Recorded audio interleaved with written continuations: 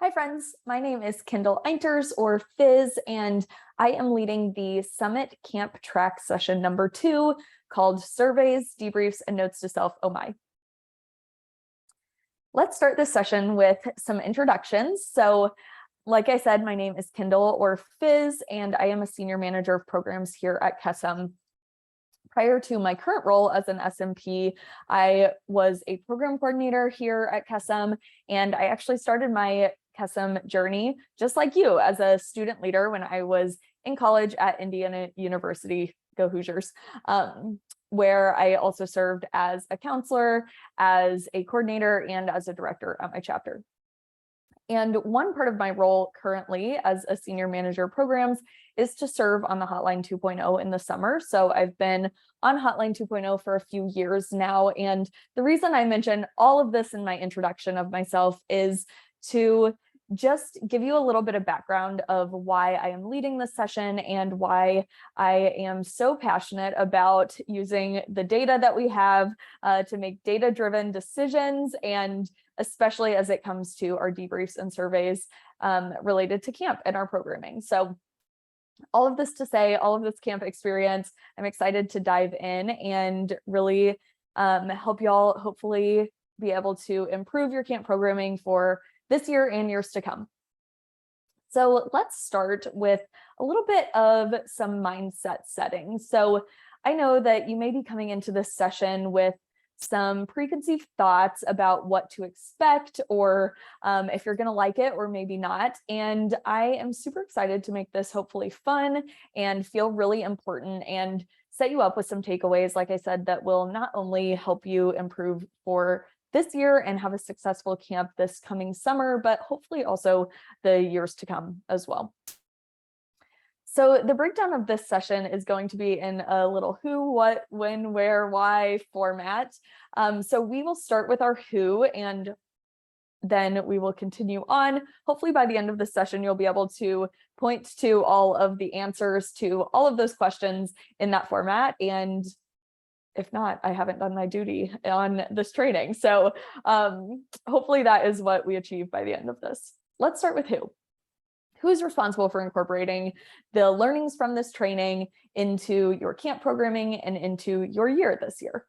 Hopefully this doesn't feel like a trick question. The answer is you. You're the ones that are watching this training. Obviously, you're the ones that are going to be the owners of this information, whether you're an operations coordinator, a director, maybe a Kesem member who is coming to just learn some more. You are going to be the one who knows all about this training afterwards and is able to take this information about our data-driven decisions and put it into practice at your own chapter. So when should we care about this? Why are we talking about surveys and debriefs and notes to self from camp in November, right? So camp right now from this past summer is still really fresh in our minds, and we want to be able to capitalize on that knowledge and information and feedback that we have right now to be able to implement it into camp for next year and into our planning process for this year. So it's fresh in our minds. And we're going to be starting our camp planning process very soon, if not already. So now is the time so that we don't get to the end of this year or further into the spring semester and say, oh yeah, we had those camp debriefs and those survey results, and we totally forgot to put them into our camp programming. Now we have to redo the schedule we already made or order different supplies or have some other plan than what we were originally planning. So now is the time. That is our win. It's now, for multiple reasons, like we discussed.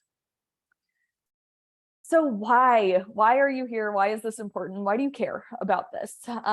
There are a lot of reasons, and I would challenge you to pause this recording for 1 second or more than 1 second, let's say 30 seconds, for 30 seconds and think through why debriefs, why surveys, why using the data that we have to make decisions is important to us. Did you pause it? Welcome back. We, like I said, are going to discuss why this is important, why we're talking about this, And I am going to do a quick overview of why it's important, but this is not an exhaustive list. There are probably more ideas that you came up with when you paused this that may not or may not be included in the list that I give you. So if you have other ideas about why this is important, fantastic, love to hear that, and we'll include them. So the first reason that this is important is camper retention. The more that we can improve our programs, the better programming that we have means that we have campers that will want to come back year over year. We have to keep in mind that even though we may only be at camp at our chapters for anywhere between 1 or 4 years, probably on average anyway, some of our campers, especially for older chapters, and as your chapter grows and gets older, will go for 10 plus years. So we don't want the same programming year over year over year that our campers get bored with and are like, it's just the exact same every year. We want to continue to improve and better our programming so that our campers continue to want to come back and see what's new and see what's fun and different and exciting for each year to come.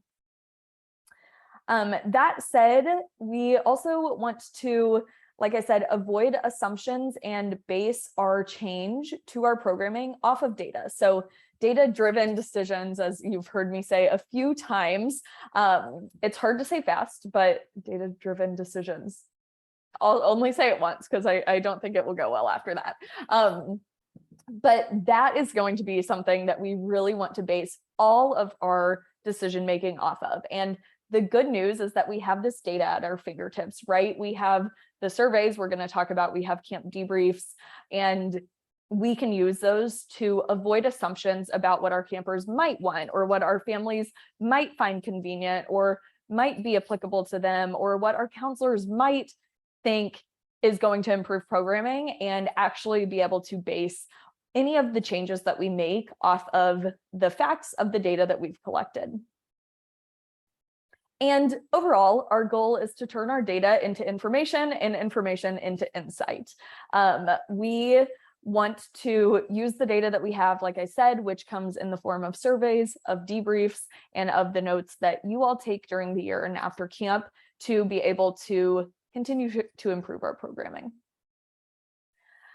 One bonus to this is if you are implementing some of the changes that key staff have given you through their feedback, such as health and wellness team, cabin counselors, unit leaders, camp advisors, they may also be incentivized to return another summer. So we talked about camper retention. We also want to retain our staff, right? So if they are saying, this would be so helpful. Let's say you have a health and wellness team member that's saying, this was not convenient at all last year. It should shift for this year. We really want to switch up maybe how we're doing our med time or something like that.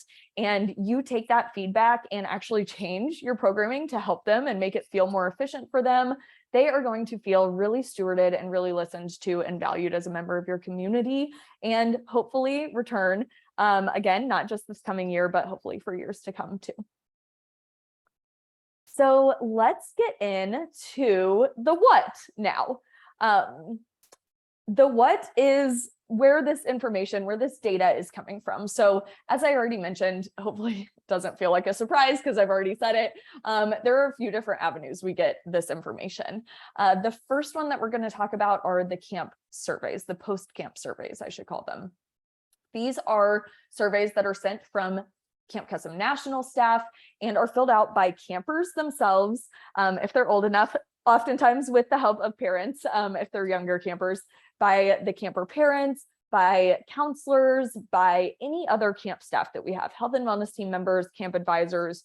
If they went to camp in some capacity, you name it, they will get this survey. And we compile the results of these surveys at the end of the fiscal year, and your PC can share the data with you for your specific chapter. And then you can take that data, and we will talk about how to turn it into some decision making and some options in a little bit. Another way that you can collect feedback post-camp is a little bit of a less official way, but is still totally valid and still collects really, really great feedback.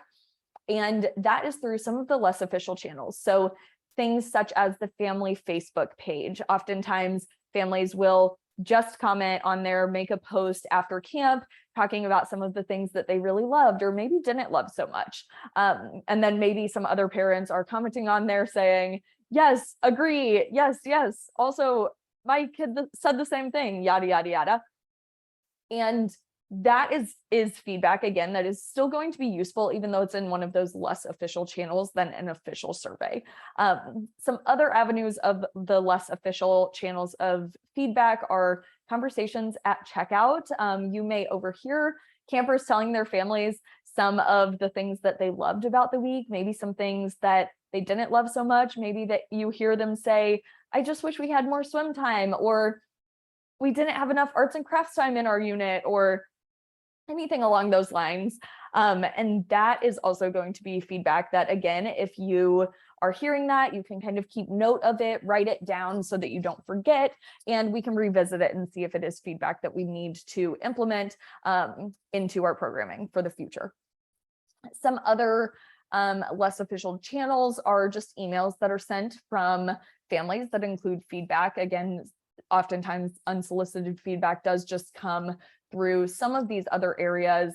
Friends and Family Day is another great one. If you haven't had your Friends and Family Day yet, soliciting that feedback from your families and from your counselors is a great way to get some of that, again, while it's fresh in everyone's mind. And if you have already had your Friends and Family Day, maybe you saw that some of this came up, some of this feedback from their camp experience this past summer. So those are our surveys.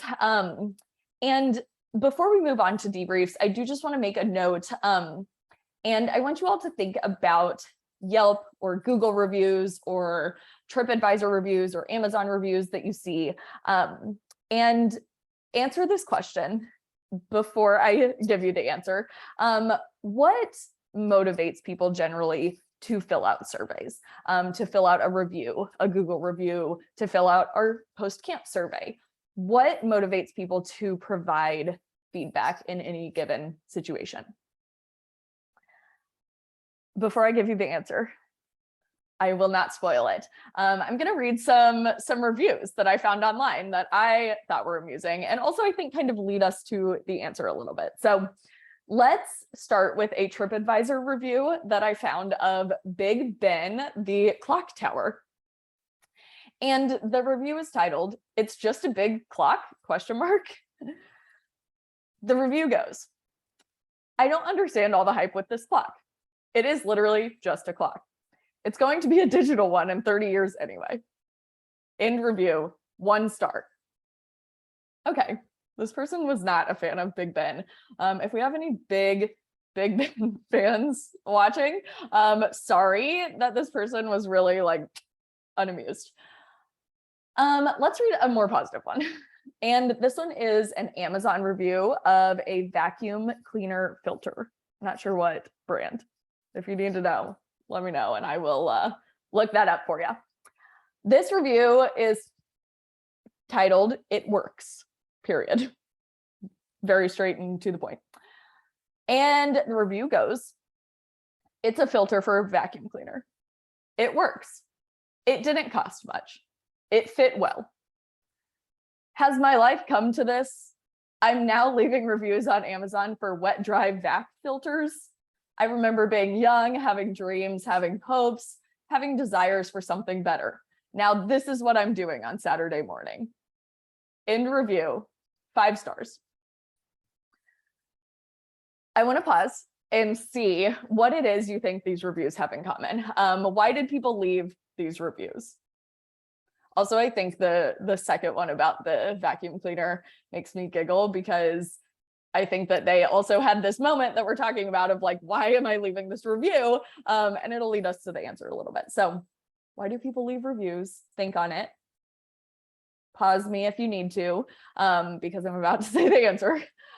Something that these have in common is, and a reason that most people leave reviews, not all the time, but most of the time, is that people are either really unhappy or really happy with the product, the service, the venue, whatever it is. For us, our service is camp. So oftentimes people are filling out our post-camp surveys because they're either really, really happy with their experience or maybe not so happy with their experience.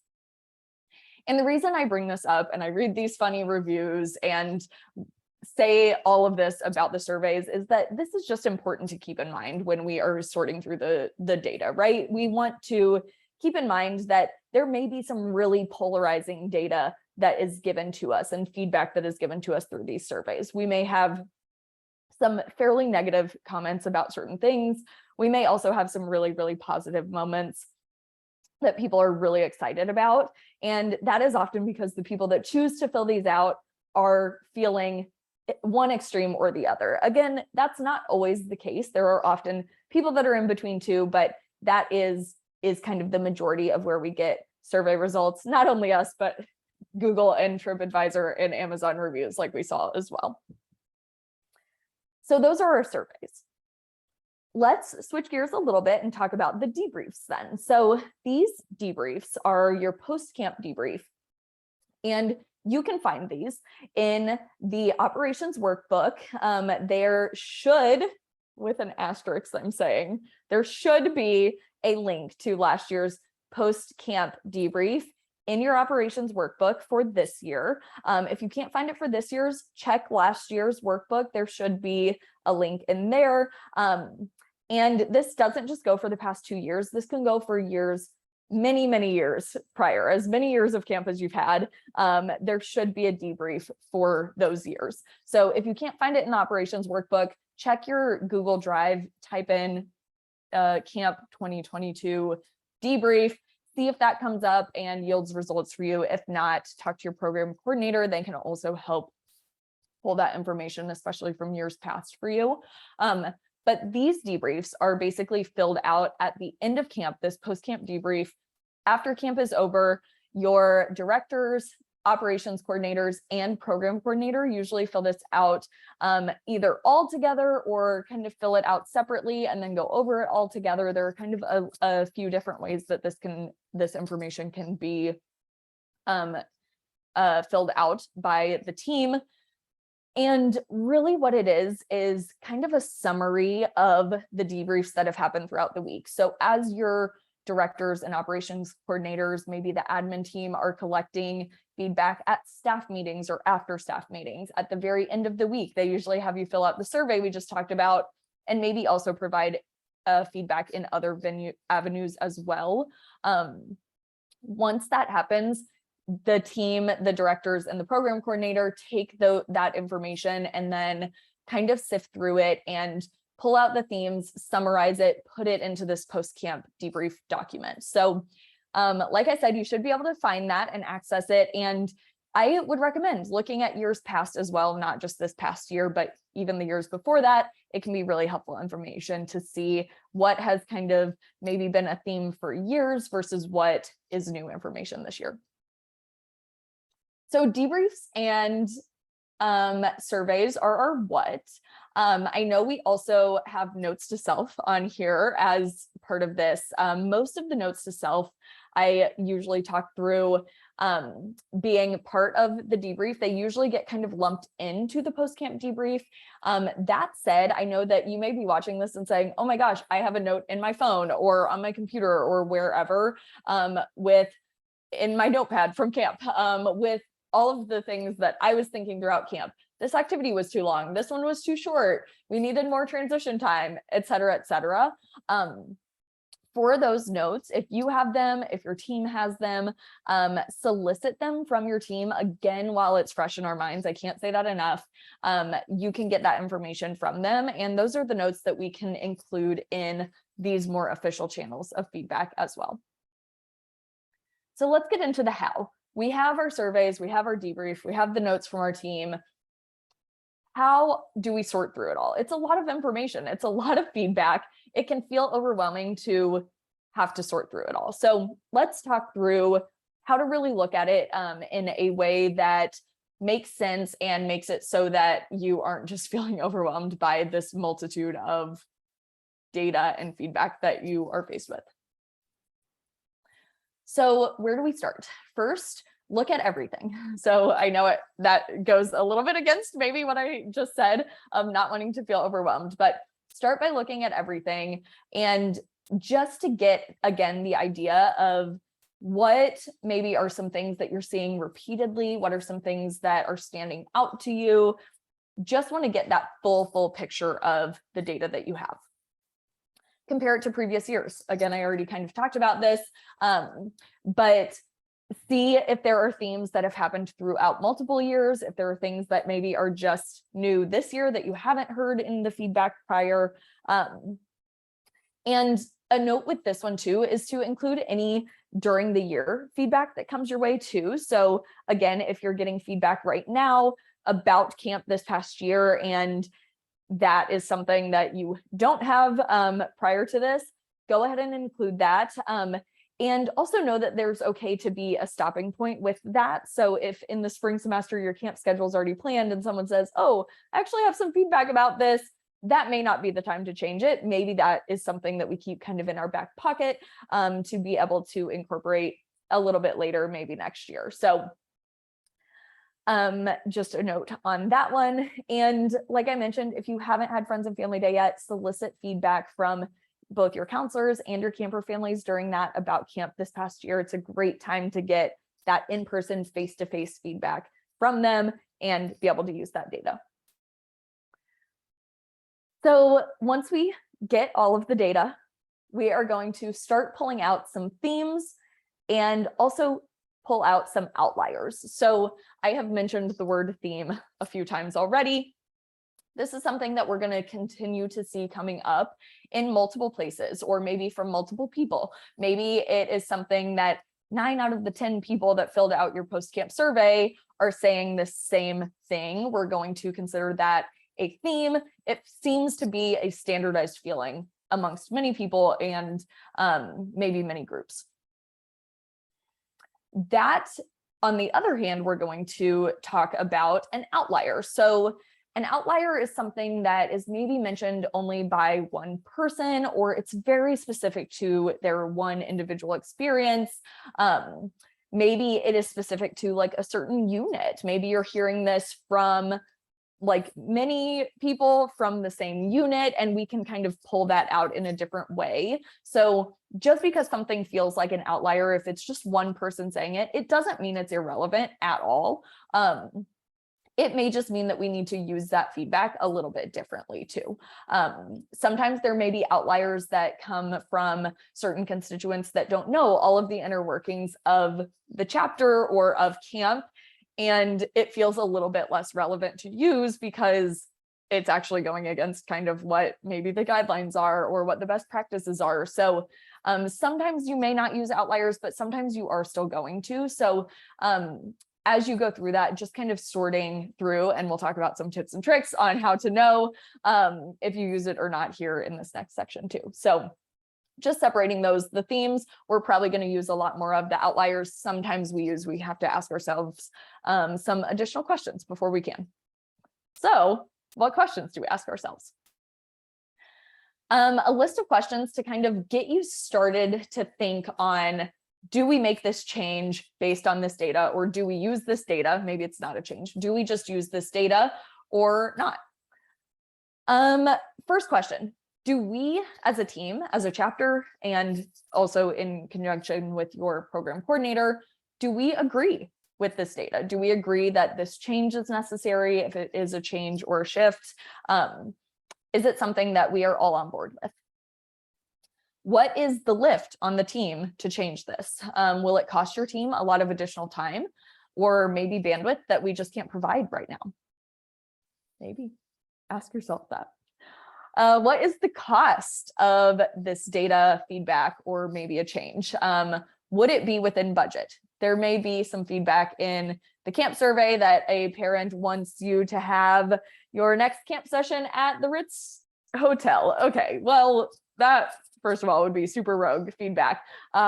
Hopefully an outlier, hopefully that's not a theme for you, but that also would never be within our budget and is never going to be a change that we would be able to make. So it is okay to receive feedback and then not use it for some of these reasons if these questions are kind of leading us to that where we wouldn't use that feedback.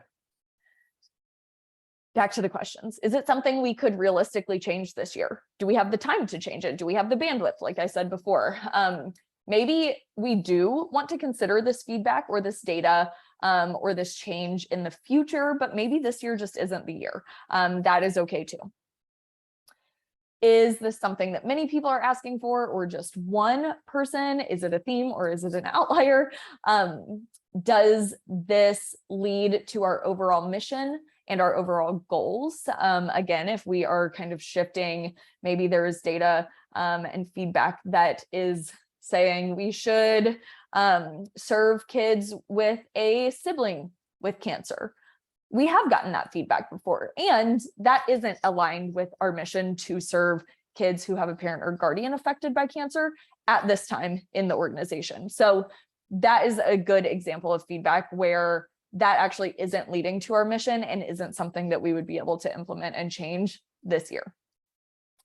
And lastly, is this change approved? If it is a change, is it something that, again, is like in line with our policies? Would it be approved by your program coordinator? Any large changes like that need to be approved by your program coordinator anyway, but asking yourself this can kind of help you sort that data first before even suggesting those or asking your PC about those. So those are our questions to sort through the data, start sorting through it anyway. The next step that we're going to talk through with sorting the data is we are going to look at the great, the bad, and the okay. So looking at the great first, what made the great things particularly great? What is coming through in the data that you've collected that is saying this activity or this time spent was so wonderful, and here's why? Can we replicate that elsewhere then? An example of this might be that cabin chat is something that's coming through your parent surveys and camper surveys as something that was 5 out of 5, a wonderful experience, loved the cabin chat questions. What made cabin chat so special? Maybe there are some comments associated with this, and maybe it is that it was great relationship building. If that's the case, relationship building is something we can tell as a theme is valued by your community and is something that we can maybe be really intentional about incorporating into other aspects of your programming for that year. So taking those great aspects that you can of your programming and then being able to replicate what we can to make other areas even better and get them maybe from that good or okay to great as well. On the flip side, what made the bad particularly bad?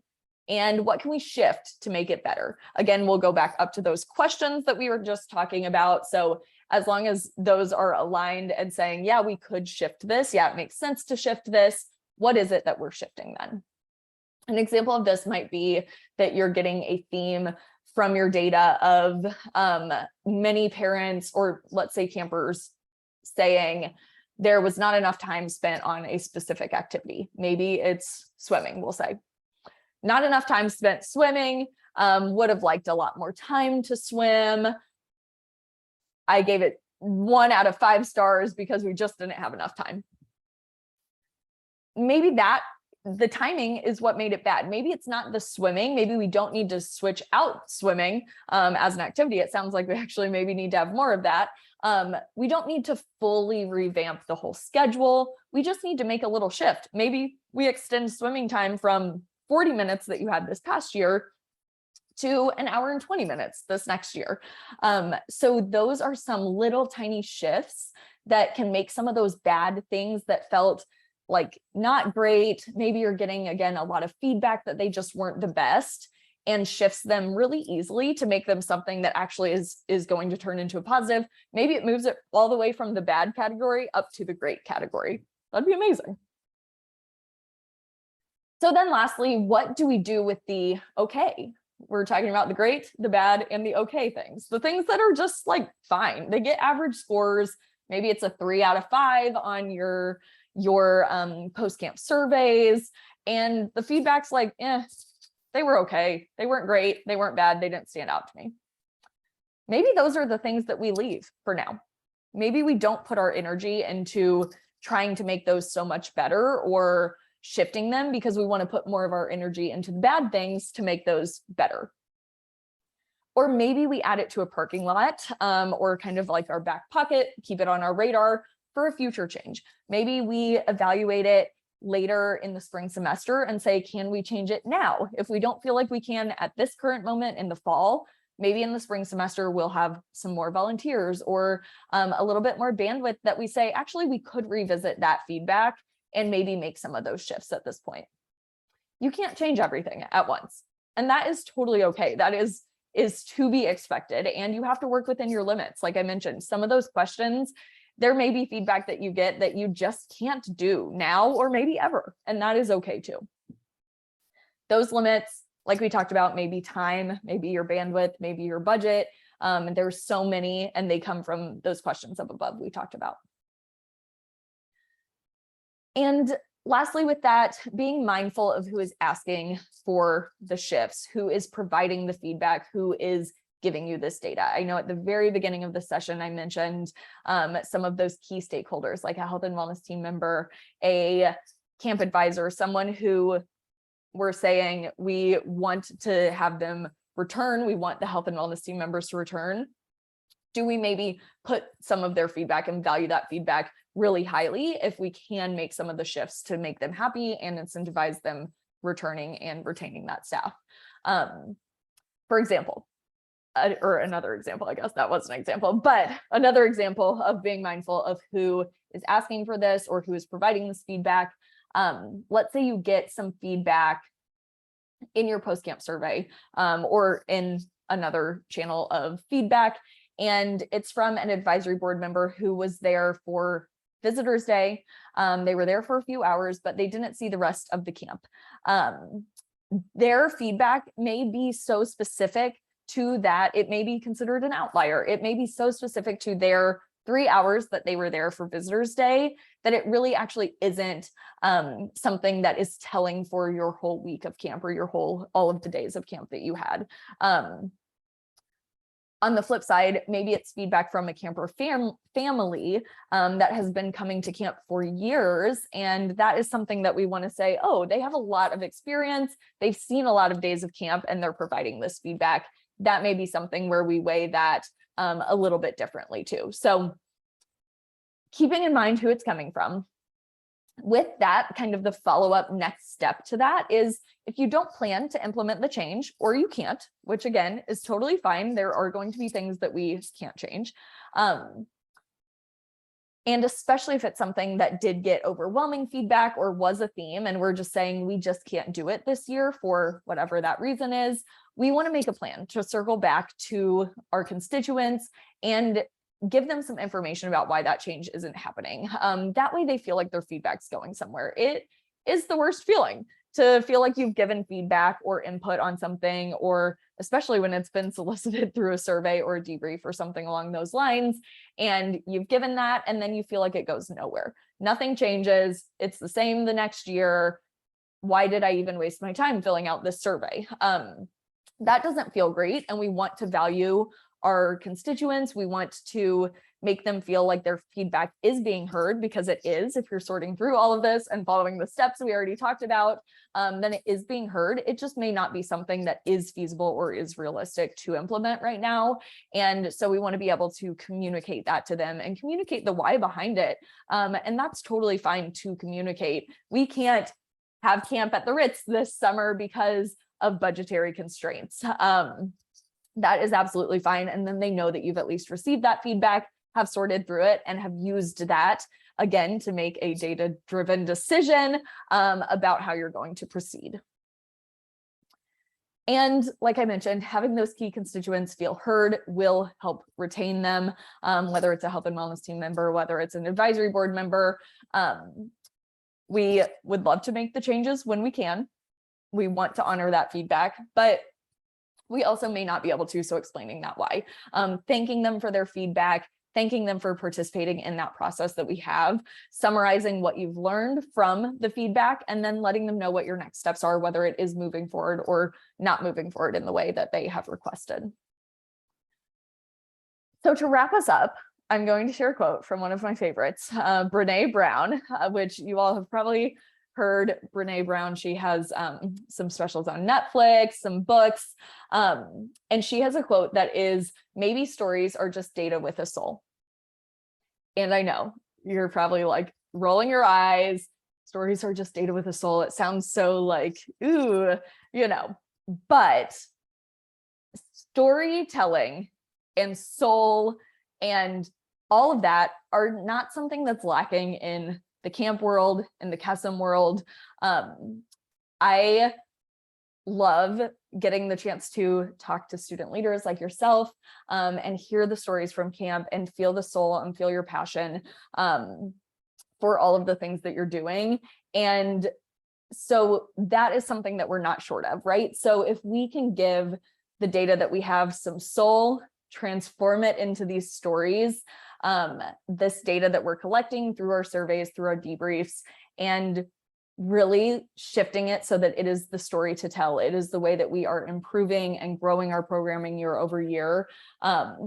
We can not only improve and grow our programming year over year, but we can use it for so many other things. You can use it to ask local companies for sponsorships. We've taken this data, we've made this decision, and this is how we're moving forward with it. They will be so impressed to hear that. You could write a killer grant with that, explaining your story of how you've gotten from camp this past year in 2022, after years of COVID, maybe your first camp, maybe not your first camp, but first camp after a few years, at least in person, and taking that, taking the feedback, taking the data that we got from that camp experience, using it to just shift the shape of your camp, so that in future years it's even better and it's grown and improved. So we can engage new community members, we can engage new camper families just by telling that story and turning our data into a story with a soul. Thanks, Brene. Amazing. Thank you so much for tuning into this. I hope that this has felt really relevant to you. I hope that you are inspired to go and find the debriefs from not only this past year, but years before. Email your PC right now and ask for the survey results from your chapter for this past year of programming. And I am so excited to see what you all do this year and how you take the data that we have and use it to really create really intentional camp programs. So thank you so much, and I will see you at camp.